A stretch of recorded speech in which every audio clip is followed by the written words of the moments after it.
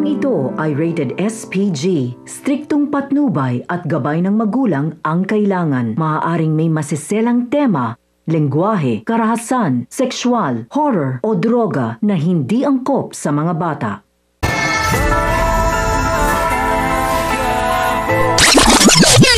Muling pinatunayan ni Amanda at ng Komando Group na sila pa rin ang siyang nagahari sa Quiapo pagdating sa kalakaran ng iligal na droga matapos pulbusin ng kanyang mga tauhan ang nagtangkang pasukin ang kanilang teritoryo. Kinabukasan ay sasabihin ni Lucio na mga hijack sila ng malalaking truck para nga one time big time at paldo-paldo na naman sila. Matapos ngang maging maalat ang kanilang pangangarnap dahil sa mga rumorondang mga parak.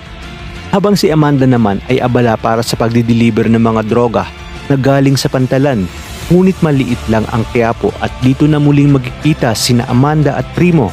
Haharangin ang truck na may mga kargamento ng kapulisan na siyang nagsasagawa ng checkpoint kung kaya't iuutos ng kasunod na si Amanda na ikutan nila at mag-iba ng ruta. At dito nga kinuha nila Supremo ang pagkakataon para hijackin ang truck. Naligid nga sa kaalaman ni Supremo na may laman itong illegal na droga at pagmamay-ari ni na Amanda at Agustos. Kaya naman makikita ni Amanda at malalaman niya na sina Supremo pala ang nang hijack sa kanila. Agad niyang tatawagan si Agustos upang sabihin na totoo nga ang balita na nakalaya na ang dati nilang kaibigan na si Primo.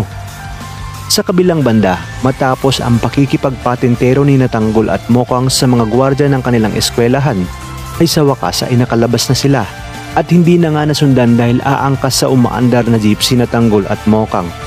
At sa kanilang pagdating ay magpapasalamat si Mokang kay Tanggol dahil dumating ito. Dahil kung hindi ay paniguradong na-rape na siya ng tukbol na si JP.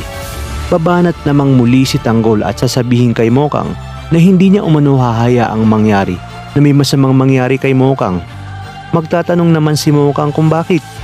Kaya dito naman ay sasabihin ni Tanggol na si Mokang ang magiging ina ng kanyang mga anak, kung kaya't matatawa si Mokang at maghihiyawan ang buong tropa. Ito na kaya ang simula ng pagkakamabutihan ni na Mokang at Tanggol, kung kaya't magiging kasama na ni Tanggol si Mokang sa kanilang mga lakad na siya nga rin magtuturo kay Tanggol para tahakin ang mas mabuting landas. Kaya naman mga kapamilya, kaapit lang dahil marami pa tayong dapat abangan. Dito lang sa bagong paborito ng sambayanan, ang FPJ's Batang Quiapo.